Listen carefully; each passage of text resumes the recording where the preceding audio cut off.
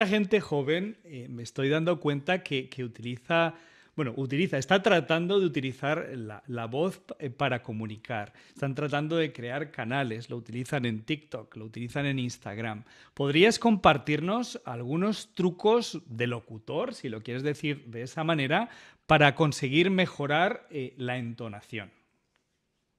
Pues mira, yo creo que lo que peor hacemos, y eso también me ha costado mucho porque es práctica, esto es método. Es decir, además del talento que lo tienes que tener un método, una práctica, una lectura, hacer esos ejercicios. Antes de acudir a las redes sociales, yo tengo amistad con gente muy joven que está acudiendo a las redes sociales, pero ¿qué les falta? Tienen muchas ideas y extraordinarias. A mí me encanta y aprendo mucho, pero les falta primero hacer esos ejercicios bueno, para poder hablar mejor, es decir, repetir las cosas, hablar muy despacio, expresarte antes de empezar una comunicación para que se te calienten los músculos de la cara, de la garganta, de los hombros, que es fundamental, la respiración, como antes he dicho, la relajación, tienes que estar relajado también. Estás comunicando, estás haciendo algo que te gusta, que te apetece, tienes que estar relajado. Pero hay una cosa muy importante, la pronunciación.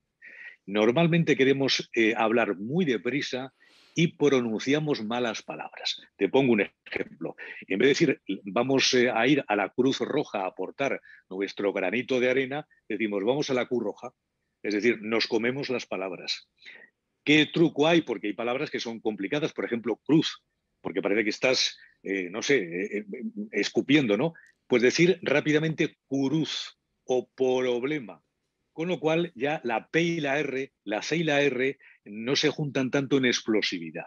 Yo creo que con mayor tranquilidad, mayor relajo y sobre todo mayor pronunciación podrían llegar más a la gente, porque si estás viendo el móvil por la calle o en el autobús o en el tranvía o en el metro, no escucharás muchas cosas de las que dicen. Y la sonoridad de la voz, la pronunciación, la claridad es fundamental para que te entiendan.